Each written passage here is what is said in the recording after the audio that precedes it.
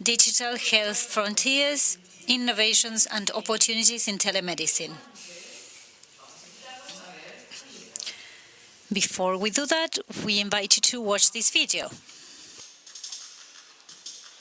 The digital age is reshaping healthcare in Latin America and the Caribbean, offering a chance to break barriers and redefine access. Technologies like AI and augmented reality are revolutionizing public health. From remote consultations to surgeries, telemedicine cuts costs, improves care, and expands access for underserved areas. By investing in infrastructure and policy reform, the region can elevate its healthcare system and position it as a leader in the global health economy. Are you ready to take the leap forward? Vamos a invitar entonces al moderador y a los panelistas, primero a Massimo Manzi. We'll now invite the moderator and the panelists of this panel.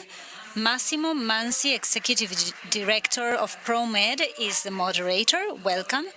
And the panelists are Rodrigo Alves, co-founder of Doctari, Alejandro de la Torre, Chief Scientist Officer of Grupo Quiron Salud. Welcome. Michael Dowding, CIO of Health on Cloud. Marina Simian, CEO and co-founder of Oncolic. And lastly, Cristian Massa, President, Latin American Association of Private Health Systems, ALAMI. They are all here. Welcome. We listen to you. Good morning, everyone. Thank you very much to the IDB for continuing to include this topic in outsource to lack agendas. I'd like to share with you that some 15 years ago, at ProMed organization, today the Chamber for Health in Costa Rica, we met with Fabricio and discussed the possibility of including the health issue in this fora. So we will talk from a special perspective. Don't worry, those of you who are not in the health industry, we will not be so technical, but we will mainly address two matters, and we have relevant speakers to discuss them. First of all, how is technology today helping the health industry and the health systems of the region and the world to face the major challenges of today? Firstly, the challenge of access to health. All countries face a challenge to provide proper access to patients. And secondly, the challenge of sustainability in a world population that's aging, that's increasing with health increasing costs,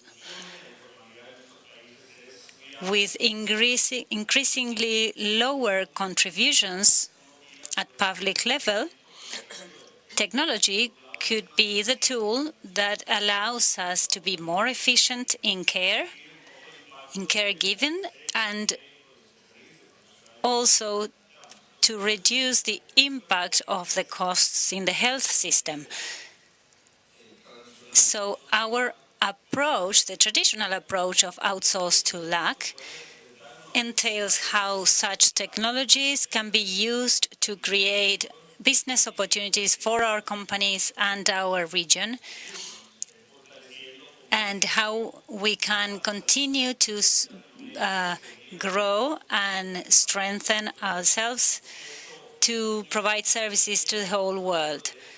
This is an increasing industry, $71 billion. It could reach 244 billion. This is a very important aspect, and we will be discussing it. So to start with the conversation, we will speak about distance services. we are talking about relating with a different health system and with different regulatory frameworks and environment. So I'd like to ask Rodrigo Alves, co-founder of Doctari, how have you faced this problem of regulatory frameworks diversity, and if you want to share your experience with us? Okay, thank you. First of all, we were seeing in the video that we were seeing the benefits of telemedicine, and it's clear that it improves access and makes services more efficient and lowers costs. But in the end, we are discussing medicine and caregiving. So there needs to be a regulatory framework that protects patients and allows professionals to provide care and health services.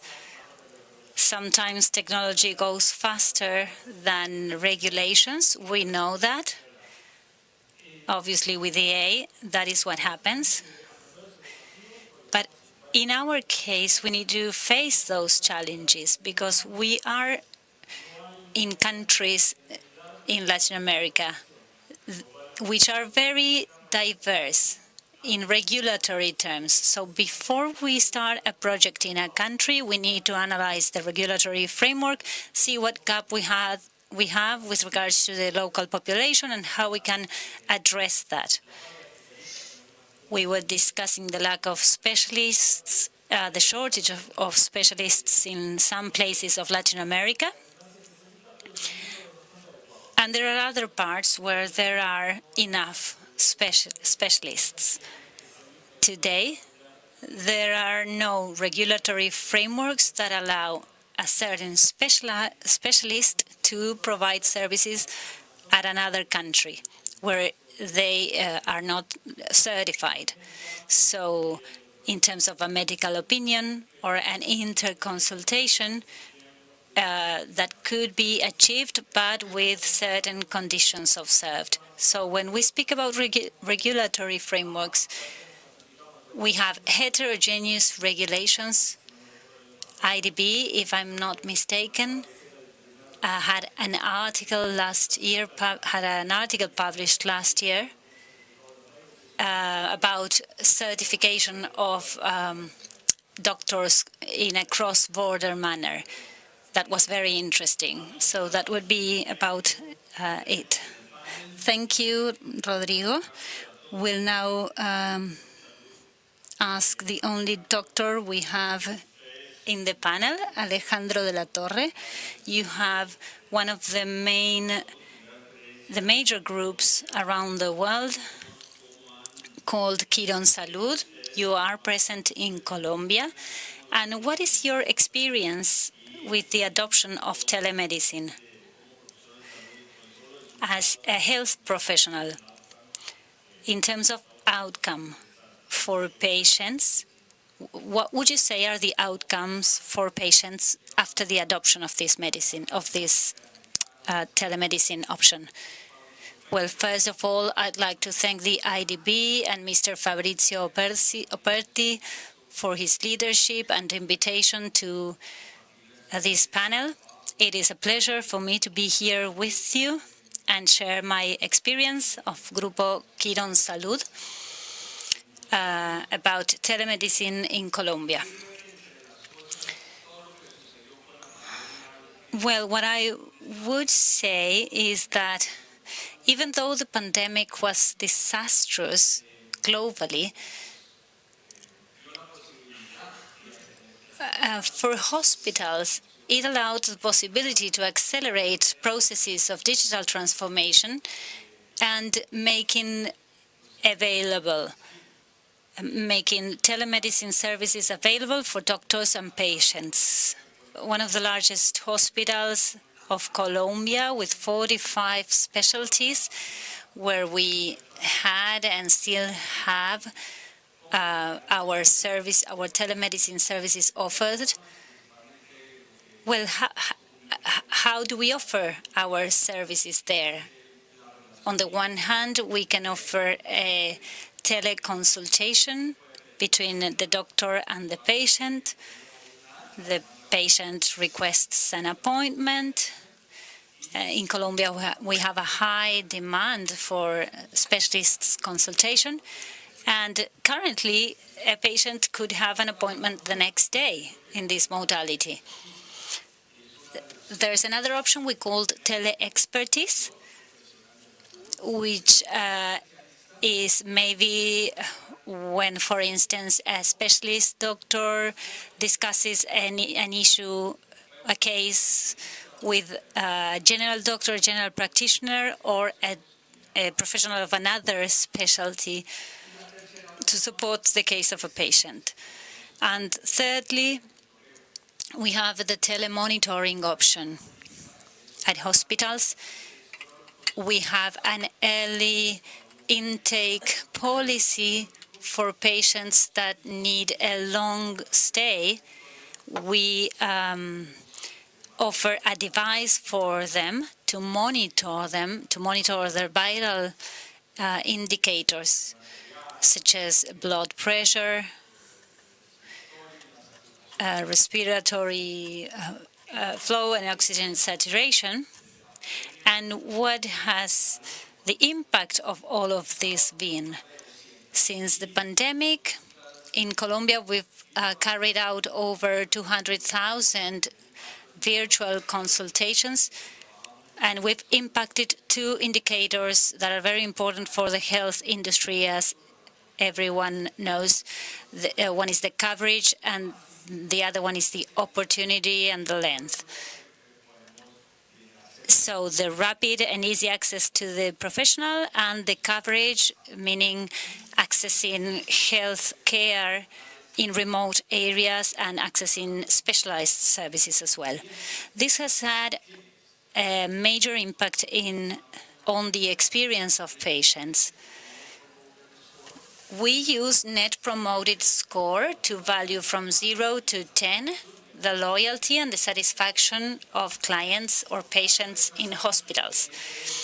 We should highlight that our NPS has been around 98% for virtual care, so the patients are valuing this type of caregiving. Mentioning about how by including telemedicine within their business model, they've been able to serve rural areas. You at Health and Cloud from South Korea, how do you envision actually metaverse technology as this transformer or healthcare delivery in rural and underserved area, and some best practices you would like to share with us? Great. Again, thank you all for inviting me to this event, and I'm sorry I don't speak Spanish, but thank you for addressing it. So when you think of metaverse, don't think of Mark Zuckerberg's metaverse. Think of a digital space and what's accessible now through technology that a normal clinic couldn't have. So let's just say in a rural area you have funding and you build this big, beautiful hospital. But if you don't have the equipment to actually operate the hospital, and you don't have the staff that knows how to operate that equipment, how useful is that other than a hotel with people can actually access? But imagine if you could take technology and then you could integrate some of the state-of-the-art technology from around the world, for example, from Korea, from the UK, from Singapore, from right here in Argentina. Imagine if we could work together to collaborate to put all of that technology in a virtual hospital with real people, because it needs to be a hybrid model. You need to have two sides. One, there's technology, but there needs to be people there that knows how to use that technology and actually work with the patient. So if you can picture that, we're actually doing a study right now with IDB support in Colombia. And the main objective of what we're trying to do is we're going to utilize that technology so that we can have Korea and the National University of Singapore collaborate with a couple of hospitals, Hospital San Ignacio and Santa Fe in Colombia. And then we're going to go to the rural areas like Leticia. Now, by doing this, if we can share the technology we have, there's no pressure on the hospitals to try to curate that on their own. A simple telemedicine platform, if we just have Zoom, I can't really tell. I'm a doctor. I need to know certain things. If I'm a neurologist, a cardiologist, a pediatrician, I need to see vital signs. I need to see an X-ray, an MRI imaging. But again, that's hard in some of these areas. If we can present those technologies, using metaverse technologies, we can actually train people on how to interpret and how to share that information. Then they can work with a doctor, for example, at a hospital, San Ignacio, and then they can get consultation from a global expert that's creating this technology.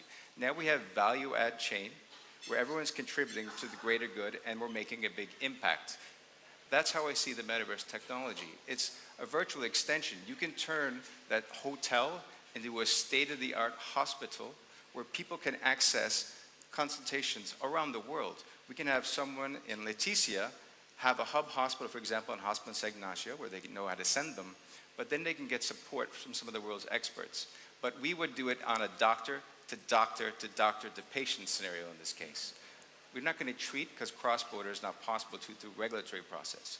But imagine you could get that kind of support and that value shed. You can actually have a patient in Leticia that is actually seeing a local doctor with technology, and they're actually getting treated from the best hospitals in Colombia and the best hospitals in Korea all at the same time. And that's where I see technologies going. Thank you, Michael. Marina, volvamos a uno de... Let's go back to one of the main challenges in our health care sector, the issue of access and no doubt early detection. And we'd say detecting cancer at an early stage is one of the main challenges. We know that detecting cancer in time can mean the difference between life and death.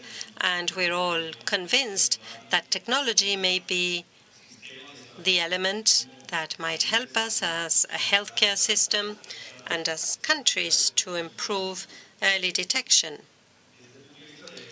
From the perspective of a colleague, what's the impact you see that kind of innovation may have in improving health in our region?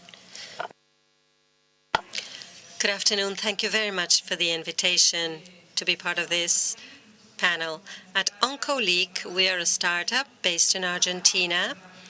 We have developed a method for the early detection of cancer by using a blood sample, a blood test, only calling for a PCR machine to measure a series of biomarkers, and we use machine learning on that to determine with high specificity and sensitivity whether someone has a tumor in a given organ. Our first product is for breast cancer and will launch in the market in Argentina initially next year, although we're already talking to several experts in the region from Chile, Peru, Ecuador, and the Dominican Republic to do the same there. While I listened to you in the panel now, OncoLeak offers something that's totally decentralized, the screening. Before the diagnosis, you have a screening, an alert that says there's a high chance that there will be a tumor in a given organ. We currently screen very few organs, and we do that mostly based on imaging. We all know that high complexity imaging centers are located in major cities like Buenos Aires and São Paulo. But when you move out from major cities and go to the interior, access to this kind of technology is very limited. And we're even talking to many provinces in Argentina and insurance companies and see that in some regions in our own country, cancer is the main cause of death, which is not the case globally. So OncoLeak allows you to decentralize. It's a technology that has very good metrics and it's low cost, and it's agile. So I imagine it can be fully integrated to a context to the one you just explained, because by a platform that is pseudo-virtual, pseudo-in-person, you might implement our technology. Thank you very much, Marina. Along the same line, technologies that might impact accessibility to our health system. Christian, who's the chairman of the Latin American Association of Private Health Systems, With that regional vision you have, what do you see now? How do you view the role of telemedicine and its impact on the various health systems in the region? Well, thank you all very much. I would like to thank the organizers. It's a great pride to share this panel with you. Let me tell you what ALAMIS is. It's an association of private health systems from Latin America and Central America that's existed for over 44 years. It's an international organization where we worked step by step. I've been with ALAMIS since 1986, and I feel proud when I hear that the IDB and other international organizations are working on health-related issues. What does this mean for us? In the past, we used to say we need to have health policies. Now, health is there in the policies. We had a very specific situation internationally, globally, with COVID-19. For us, COVID-19 created resilience because everything we see here, many of us had been working on them and doing things with technology, and each one of us inwardly in our own organizations, etc. We realized there was a possibility to use telemedicine. You may say, yes, telemedicine was used for distance consultation and consultations with some minors and organizations. We cover more than 850,000 people in the region. We're about to bring Iberoamerica on board. And I was part of the board of the PAHO, and it was a great joy to hear this is an essential topic for the countries in the Americas, not only for ALAMI's sake, but the Americas all the way from Canada down to Argentina, all the countries in the Americas.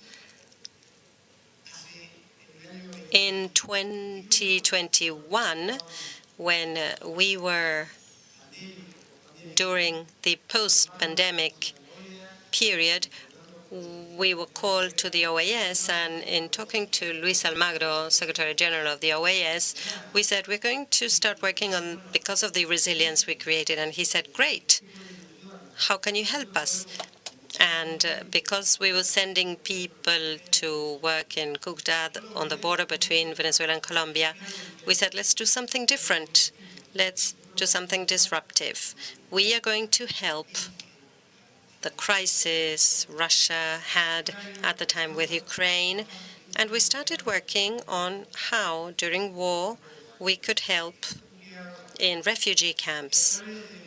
And using telemedicine, given the capability and number of professionals we have in the region, we started working to that end. It was a very significant journey because we went through the Americas, identifying the hours each professional could donate, and each had their own system. That's why it's important to have interoperable arrangements.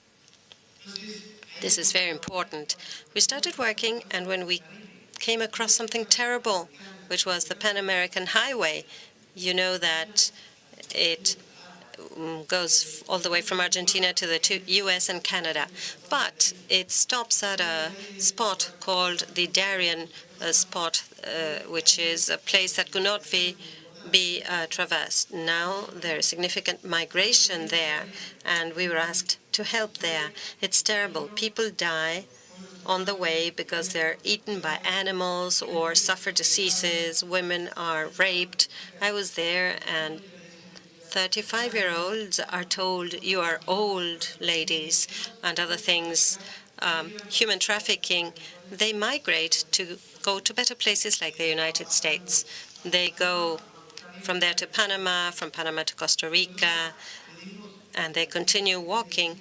So we gave them the telemedicine resources we had to measure what was out there by using that tool and what vaccination they got, how patients were doing, etc.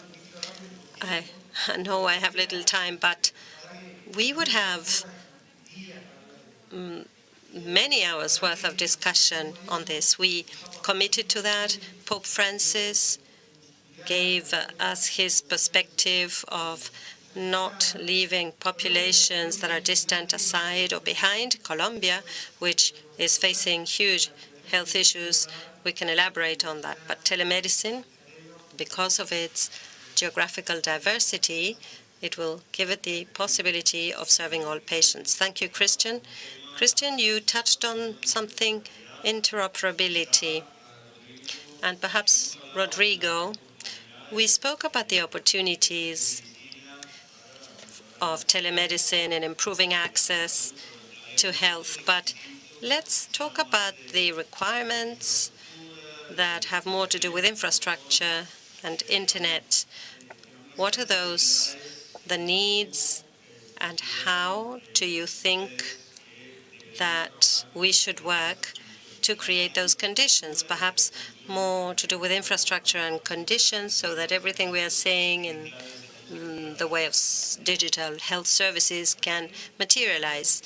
Perfect. There are several different topics there. There's an investment in technology infrastructure that is necessary and diverse in the region, depending on the maturity. One could say, to give you telemedicine, I need high-speed internet because that will allow me to make queries or download big files. I don't know if you saw an image file from the PAC system, but they may be very heavy. And for that reason, I need to have high-speed internet to download it. But aside from that, and that those investments are required, which are leveraged in other sectors too, not only in medicine, it is a more comprehensive use. Sometimes it's also true we need to make do with what we have. And even if there are limitations, what one tries to do, at least what we've tried to do, is to say, I have no high-speed internet here. How can I solve this? How can I provide a medicine service? I may not need a real-time service. Perhaps a chat and being able to share files will allow me to have a patient who is located remotely and no access to have the backing of medical service that is done synchronically. Obviously, it's not ideal.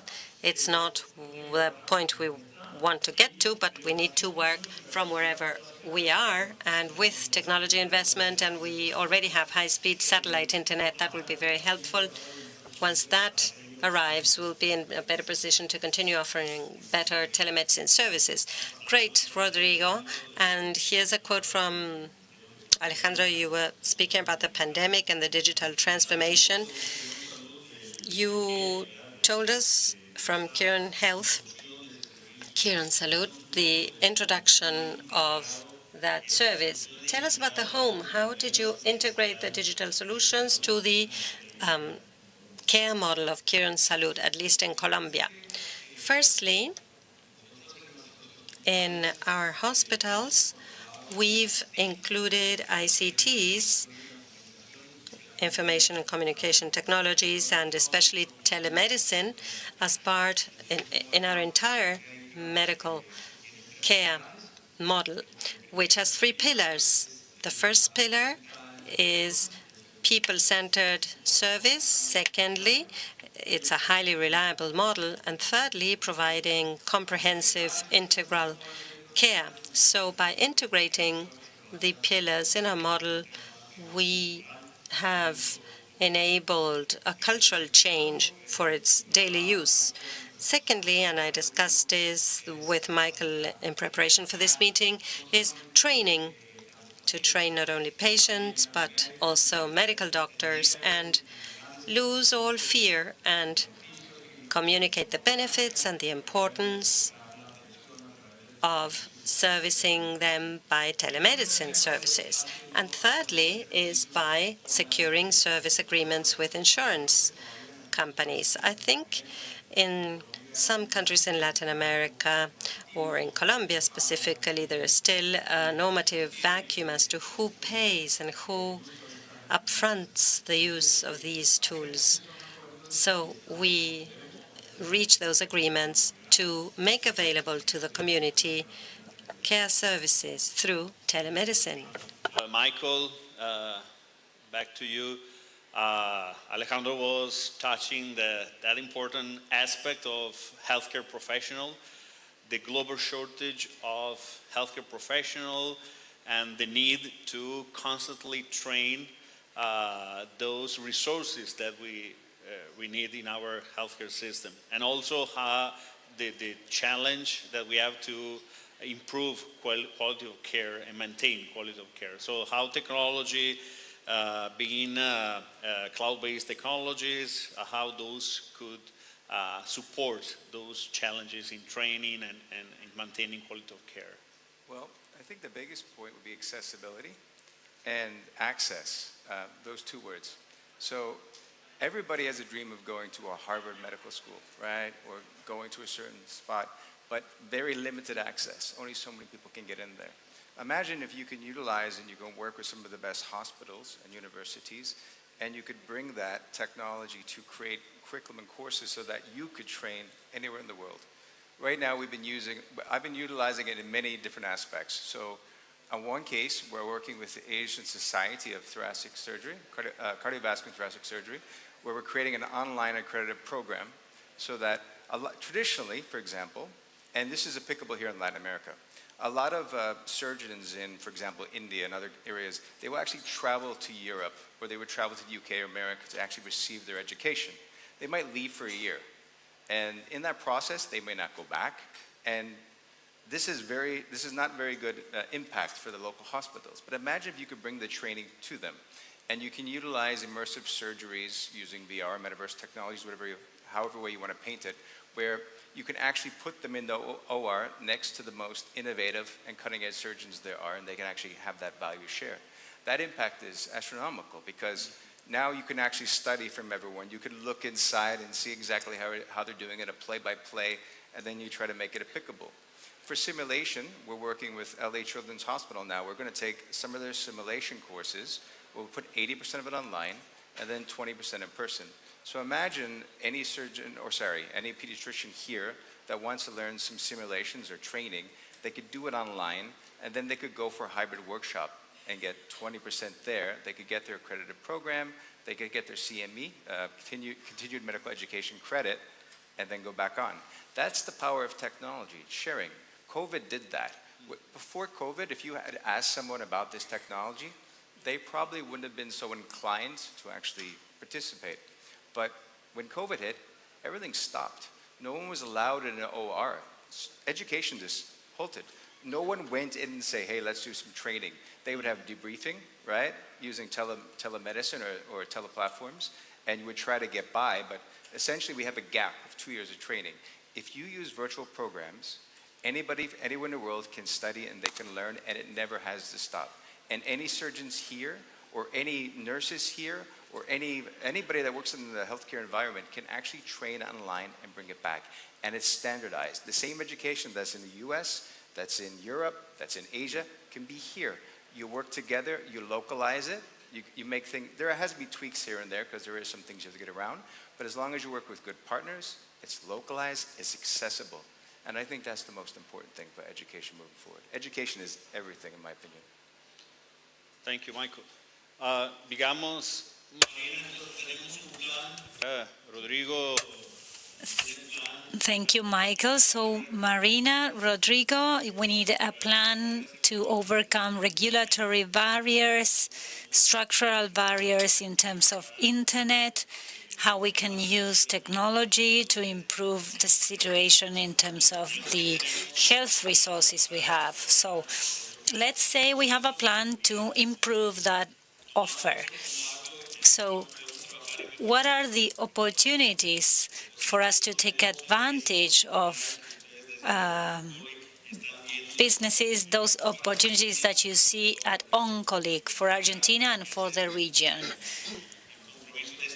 to achieve the commitment of exporting health services worldwide? Well, I believe that the biggest opportunity is to overcome the challenges we have ahead of us in the next 2 years when we launch to market. The clients with whom we are speaking have very diverse context in terms of infrastructure, in what comes to cancer prevention. So, as OncoLeaks leader, I believe that challenges are very different, also within Argentina itself. So we will be better positioned to then offer our services to other markets besides Latin America with a more robust position, having overcome all of the obstacles that the region presents before us. In Europe, for instance, we have an aging population. The need for this kind of technology is even greater for different reasons. So I believe that Latin America is laying one first market for us to learn, to be able to provide what we aim to provide in the different contexts and then be able to export. Thank you. Thank you, Marina. We do not have a lot of time left. So, Christian, I'd like to ask you, well, we've discussed opportunities. Mariano has told us about the business opportunities. But, one could say that based on our experiences, in our case, Costa Rica, if we could have the proper views and capture opportunities, would you say, is it that it is possible without a public-private partnership? What strategy could you devise to achieve that? Thank you very much. As we've seen in the previous panel, the AI tools and the technology developed today is very important. For us in Alami, there is no public and private sector. There needs to be a regulating agent. Of course, Argentina is a very special case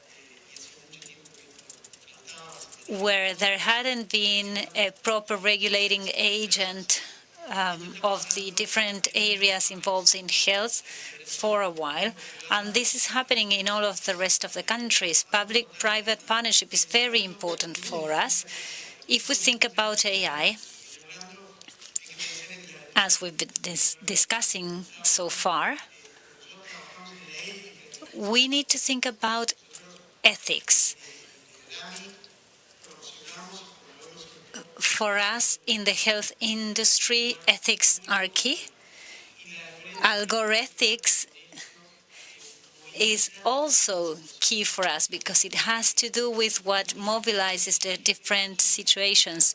When the knife was created, it was created for a specific purpose. To eat, for instance, but it also served as weapon.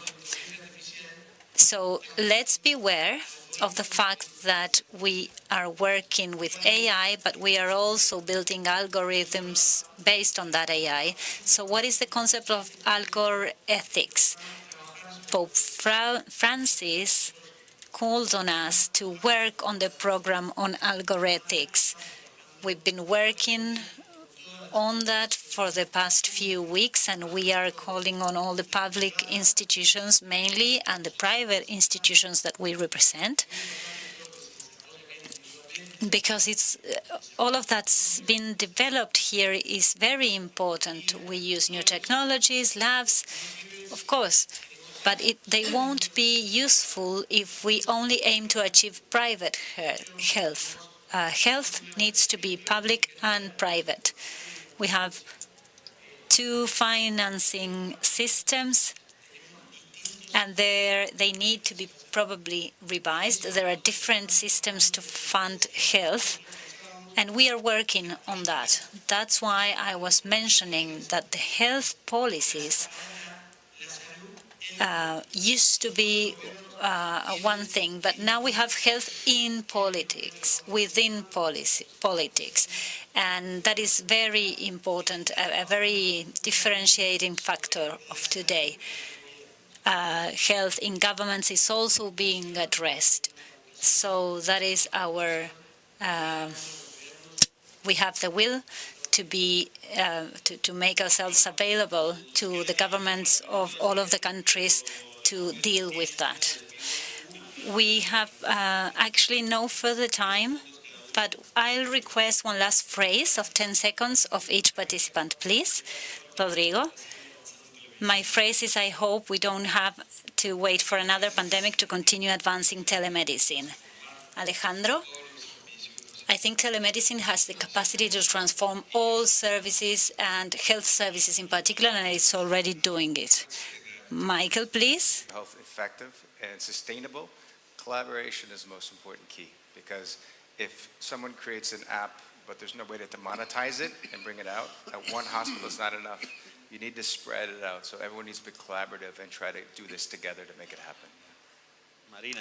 Yo creo que las nuevas tecnologías. Marina, I think new technologies are here to democratize access to early detection of cancer and other diseases, and it's not being used. So we shouldn't aim so high. We need to make these technologies available for people.